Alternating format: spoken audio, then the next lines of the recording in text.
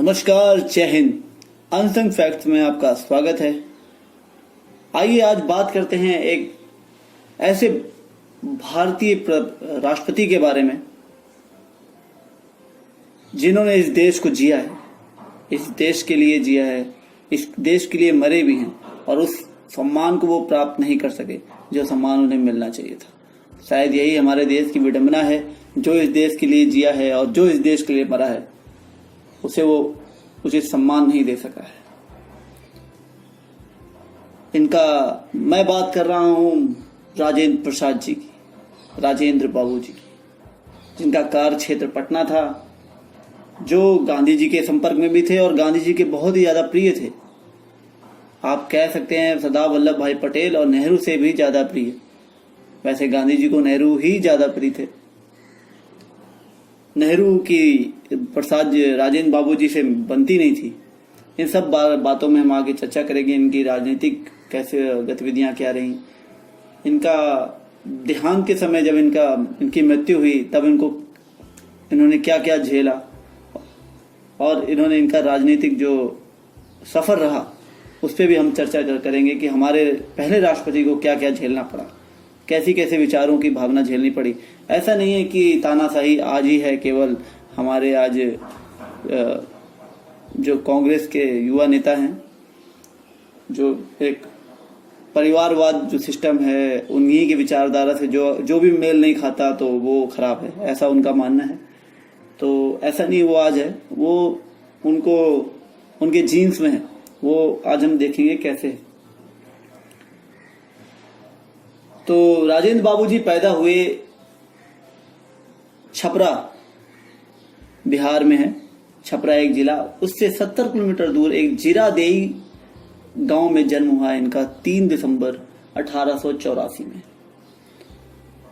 और ये जीरादेई गांव वही है जहां पर 1927 में महात्मा गांधी 2 दिन रुके थे, इनकी ही हवेली पर। वो हवेली उस समय हुआ करती होगी, लेकिन आज तो वो खंडहर ही है।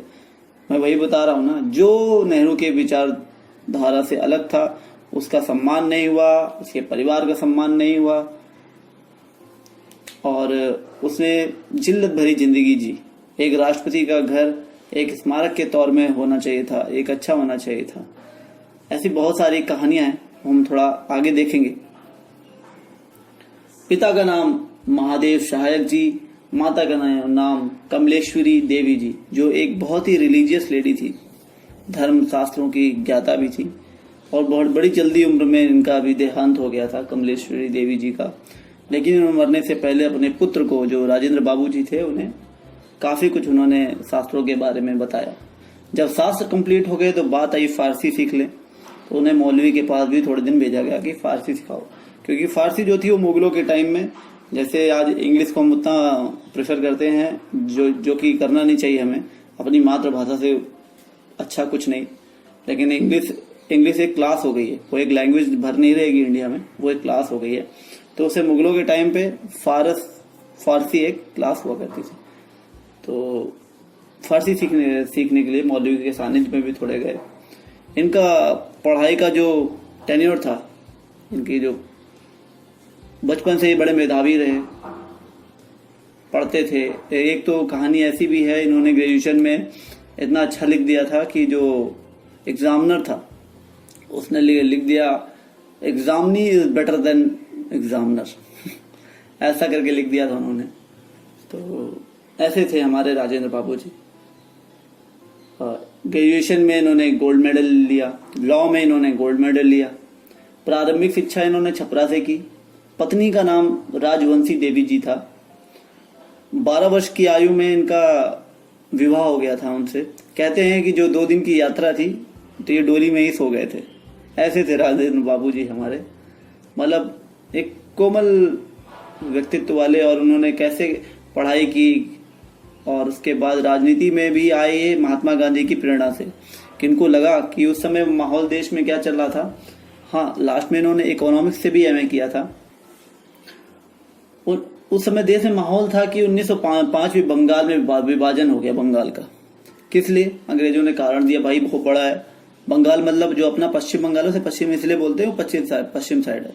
जो बांग्लादेश है ना, वो ईस्ट बंगाल था, तो पूरा मिला के बंगाल था, इसलिए इसको पश्चिम नाम दिया गया, तो कि पश्चिम साइड है। तो अंग्रेजों ने कारण दिया कि बहुत बड़ा है, जबकि उनकी मंशा क्या थी, वहां हिंदू और मुसलमानों को बांटना प्रमुख मंशा थी। इसी जब ये बांटना शुरू हुआ, देश उनके अंदर देश प्रेम जागा और उनका झुकाव धीरे धीरे देश प्रेम की तरफ हुआ। इन्होंने डॉन सोसाइटी ज्वाइन की, servants of Indian society join की, लेकिन इनका मानना था कि मैं केवल एक बिहारी, मतलब जो बिहार के लड़के हैं उनके एक ग्रुप में भी उनका मानना था कि मैं उसमें भी जुड़ूं। तो उन्होंने 1906 में बिहार के लड़कों का एक ग्रुप बनाया। राजेंद्र बाबूजी प्रोफेसर भी बने, प्रिंसिपल भी बने और वकील भी बने और वकालत में गोल्ड मेडल भी हासिल किया। 1937 में इलाहाबाद यूनिवर्सिटी में डॉक्टरेट डिग्री भी प्राप्त करी। तो इतने गुणवान थे राजेंद्र बाबू। अब एक राजेंद्र बाबू की एक चिट्ठी थी जो उन्होंने लिखा था नेहरू जी को, वो राजेंद्र बाबू जी ने चिट्ठी लिखी थी। क्यों लिखी थी? क्योंकि नेहरू और भीमराव अंबेडकर जी हिंदू कोड बिल को लाना चाहते थे, तो उसके अगेंस्ट में लिखी थी। हिंदू कोड बिल में क्या था कि हिंदुओं की जो शादियां हैं ना, उसके रीति रिवाज सरकार तय करना चाहती थी। ये शुरू से रहा है कि एक हिंदुओं की तुम्हें क्यों पीछे पड़े, ये भी तो है ना, हमारे रीति रिवाज हैं, उसको संस्कृति को अलग रखना चाहिए था। वो हाँ, जो कुरीतियां हैं उस पर आप लगाओ, लेकिन आप उसके रीति रिवाजों को पे भी अपने हथकंडे लगाओ, वो गलत बात है। तो उसके अगेंस्ट में जो हिंदू कोड बिल था, उसके अगेंस्ट में उन्होंने जब माने नहीं नेहरू, तो राजेंद्र जी ने चिट्ठी लिखी और नेहरू को अलोकतांत्रिक बताया। ऐसी सोच थी राजेंद्र बाबू जी की नेहरू के लिए। तो सोचा अब नेहरू कैसे होंगे, हम उसे लोकतांत्रिक क्यों माने उन्हें।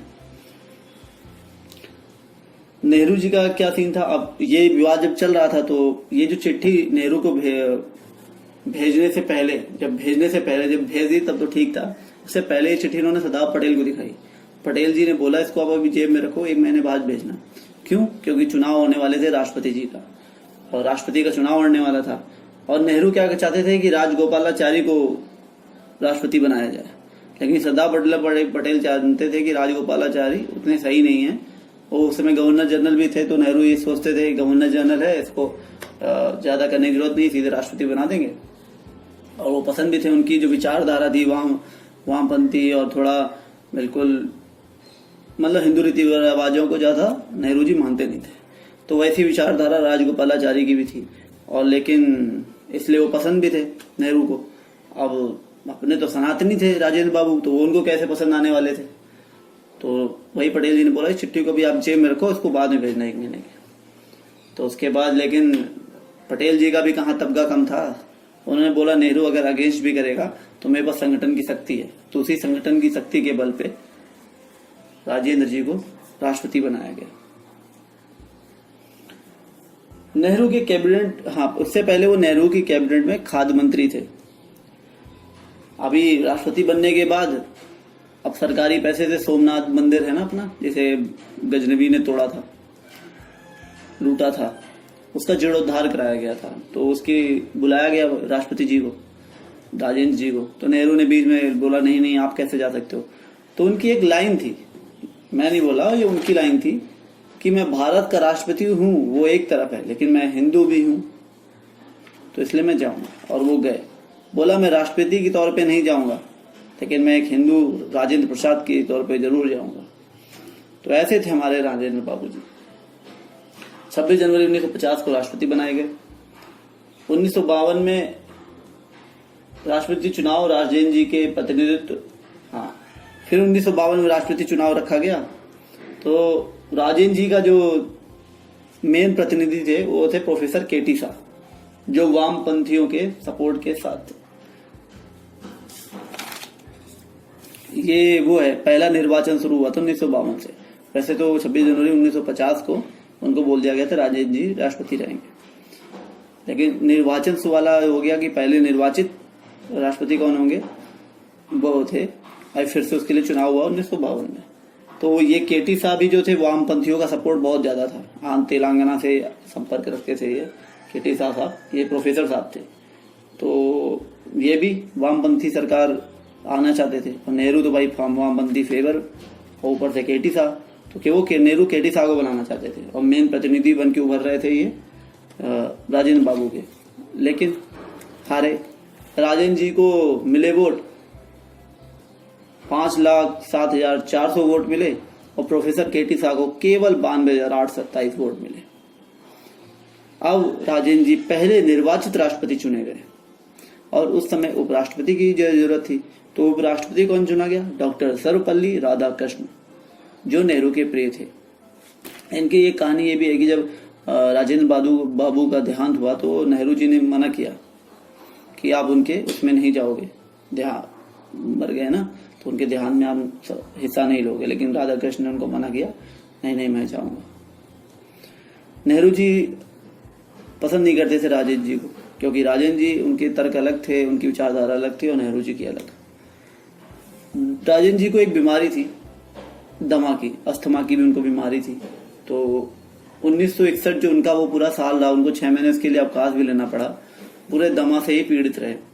एक कहानी ऐसी भी है कि वो एक बार 4 दिन के बीमार पड़े थे। तो अब मानसिकता देखिए नेहरू की, कि नेहरू ने क्या बोला, लाल बहादुर शास्त्री जी बुलाया और बोला कि जाओ दिल्ली में देख लो, लगता है ये बचेंगे नहीं, देख लो इनको, इनकी समाधि बनाने की जगह देख लो। तो लाल बहादुर शास्त्री पूरे दिल्ली घूम के आए और बोला कि विजय घाट है, वहां पे थोड़ा कुछ कर सकते हैं, लेकिन वो बच गए। तो ये ऐसी मानसिकता थी उनके खिलाफ उनकी। तो यहाँ पे सर्वपल्ली राधाकृष्ण थोड़ा बुरा भी मान गए थे कि उपराष्ट्रपति ही क्यों बनूं, तो नेहरू ने वादा भी किया कि जब इनका दूसरा कार्यकाल खत्म हो जाएगा 1957 में, फिर राजेंद्र जी बन गए थे, बोला अगली बार हम आपको बना देंगे। राजेंद्र जी 1962 में रिटायर हुए और सदाकत आश्रम चले गए। सदाकत आश्रम वही है, बिहार में ही है, और आजकल ये कांग्रेस का वो है। उस समय वहां पे बड़ी सीढ़न हुआ करती थी, ज्यादा उतना अच्छा नहीं था, बहुत बेकार अवस्था में था। उसी के एक कमरे में राजेंद्र जी मरे। यहाँ तक कहते हैं कि नेहरू ने प्रॉपर इलाज तक नहीं लेने दिया था इनको दमा का। तो एक तरीके से कुछ और हुआ ना, अपने आप तो नहीं मरे ना। ये भी जांच का विषय है। ऐसी बहुत सारी कहानियां जुड़ी हैं, जो उनको पसंद नहीं वो उसके साथ कुछ ऐसा ही होता है। और एक 1100 रुपए की पेंशन थी उनकी, 1962 में रिटायर हुए, चले गए। एक इनके साथ एक और है कि एक कहानी और जुड़ी है। जब 1962 में चाइना से हमारी लड़ाई हुई तो इन्होंने अपनी पत्नी के सारे जेवर बेच दिए और दान कर दिया सेना के लिए को। 28 फरवरी 1963 में ये हमारे राजेंद्र बाबू जी का देहांत हो गया। ये थी इनकी पूरी जानकारी कि इनके साथ क्या, इनका राजनीतिक सफर कैसा रहा, पढ़ाई में तेज थे, नेहरू के साथ इनके कैसे कैसे विवाद थे। अभी बहुत सारे लोगों ने किताब भी लिखी है, मैं उन किताबों को नहीं बोलूंगा कि लोग बोलेंगे नहीं ये तो बीजेपी का फेवर वाला है तो इसने इसलिए लिख दिया होगा, इस किताब वाले ने लिखा। मैं आपको ऐसे लोगों के नाम बताऊंगा जो कट्टर बीजेपी और आरएसएस रहे, उनकी किताब में लिखा हुआ है। Guilty man of Indian politician, ये किताब है guilty man of Indian politician, Ram Manohar Lohia ji ने लिखी है, जो आरएसएस के नहीं थे। इसमें इनका आप जिक्र देख सकते हो कैसे कि इन्होंने क्या देश के साथ क्या क्या किया है। एक है मुस्लिम, एक और किताब है, इसको भी आपको पढ़ना चाहिए। इन सब में जो हमारे देश के साथ एक्चुअली चीजें हुई है ना, वो सब लिखा हुआ है। Muslim League attack on Sikh and Hindu in Punjab, ये लिखा है गुरबचन सिंह तालिब ने। इसमें आप ये देखोगे कि एक एक जो औरतों का रेप तक हुआ, किस थाने में हुआ, ये पूरा मेंशन किया है कि कितने परिवार से कितने लोग हुए, औरतें सर छुपा छुपा के घूम रही थी। ये सब इन Muslim League attack on Sikh and Hindu in Punjab, ये गुरबचन सिंह तालिब जी ने लिखा हुआ है। इस किताब को आप पढ़ सकते हो। एक और है किताब मुस्लिम पॉलिटिक्स इन इंडिया, इसके पेज नंबर 23 को भी पढ़ना चाहिए आपको। ये हामिद तलवई जी ने लिखा हुआ है। तो ये आपको बता दें कि मुस्लिम पॉलिटिक्स क्या है। सर सैयद अहमद खान ने अलीगढ़ मुस्लिम यूनिवर्सिटी की स्थापना की थी ना, और उसका क्या कहना था कि भारत एक सुंदर दुल्हन है और हिंदू मुसलमान उसकी दो आंखें हैं, एक भी आंखें खराब हो जाएंगी तो सुंदर नहीं लगेगी। ये उसकी मानसिकता तो केवल दिखावा की थी। देश विरोधी नारे लगाना, ये सब तो है उपज वहां की। तो इसको भी हमें देखना चाहिए। तो ये सब उसकी उन लोगों की मानसिकता कैसी थी, या हामिद तलवई जी अपने किताब में लिखते हैं, मुस्लिम पॉलिटिक्स इन इंडिया। अगर आप पढ़ना चाहें तो उसको पढ़ सकते हैं। और सबसे मेन बात एक और प्रूफ है कि मानसिकता इन लोगों कैसे रही, इनको देश से मतलब नहीं है, देश को बर्बाद करना ही चाहते थे। तो उसकी आप एक और पढ़ सकते हो, your prime minister is dead. ये है लाल बहादुर शास्त्री जी जो ताशकंद में मरे थे, एक प्राइम मिनिस्टर को मार दिया गया। अनुज धर ने लिखी है, इस पर एक मूवी बना दी है अग्निहोत्री जी ने, ताशकंद फाइल, उसको देख लें, वो भी बहुत है, कोई ड्रामेटिक नहीं है उसमें, सब ओरिजिनल दिखाया हुआ है। उस मूवी को ही आप देख लें, ताशकंद फाइल्स को। एक और किताब है India from Curzon to Nehru, इसको अगर आप पढ़ लेते हैं, ये दुर्गादास जी हैं प्रेस क्लब के डायरेक्टर, और ये नेहरू के बहुत करीबी थे। 1969 में ये किताब लिखी गई थी। इसको भी आप पढ़ लेते तो आप जान पाएंगे कि हमें जो इतिहास पढ़ाया गया कैसा गलत सलत पढ़ाया गया हुआ है, और सब मिलावट है, किसी को महान बताने की जबरदस्ती कोशिश की गई है। तो ये था हमारे महान राष्ट्रपति डॉक्टर राजेंद्र प्रसाद जी के कुछ तथ्य। अगर अच्छे लगे हो तो लाइक एंड शेयर और जरूर करें। पढ़ते रहें। जय हिंद, नमस्कार।